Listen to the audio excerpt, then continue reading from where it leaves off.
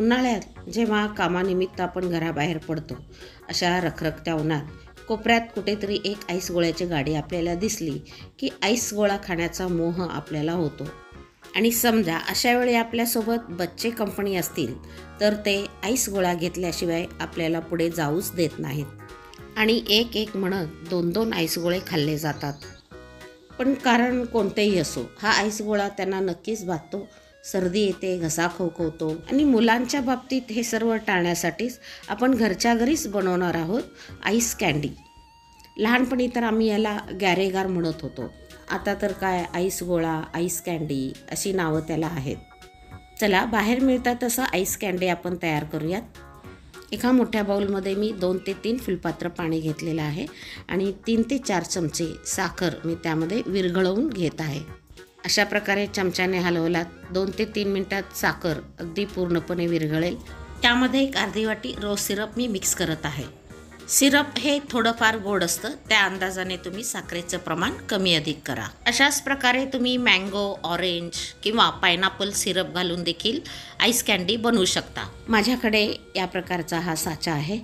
बाजारात अगदी वेगवेगळ्या प्रकारचे साचे मिळतात किंवा तुमच्याकडे जो उपलब्ध असेल तोही तुम्ही इथे वापरू शकता.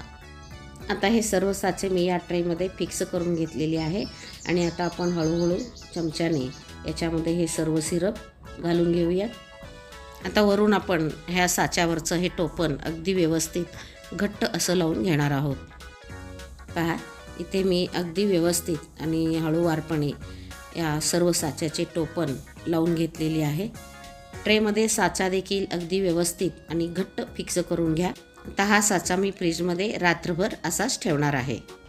पहा, साच्यामध्ये घातलेले सर्व मिश्रण अगदी व्यवस्थित सेट झालेलं आहे. आता आपण ट्रेमधून हे सर्व साचे व्यवस्थित बाहेर काढून घेऊयात. अशा रीतीने मी या ट्रेमधून हे सर्व साचे बाहेर काढून घेत आहे.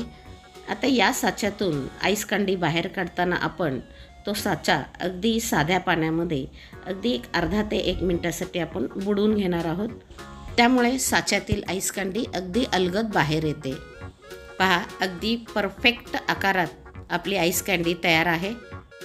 आता साच्यातील अशाच प्रकारे आपण सर्व आईस कँडी बाहेर काढून घेऊयात. अगदी बाहेर मिळते तशा आकाराची, लाल बुंद रंगाची आणि परफेक्ट चवीची आईस कँडी आपली घरच्या घरी तयार झालेली आहे. अशा प्रकारे घरच्या घरी स्वच्छ पाण्याचा वापर करून तुम्ही विविध फ्लेवरचे आईस कँडी बनवू शकता. घरच्या घरी तयार केलेले आईस कँडी जर एखादे जास्त जरी खाल्ले गेले तरी मुलांना नक्कीच ते बाधणार नाही. म्हणून अशा प्रकारची आईस कँडी आजच तयार करून पहा. उन्हाळा स्पेशल थंडा कूल रेसिपी कशी वाटली नक्की कमेंट करून सांगा. व्हिडिओला लाईक करा, शेअर करा आणि चॅनलवर नवीन असाल तर माझ्या चॅनलला जरूर सबस्क्राईब करा. खाली डिस्क्रिप्शन बॉक्समध्ये मँगो कुल्फीची रेसिपी लिंक दिलेली आहे, ती तुम्ही जरूर पहा.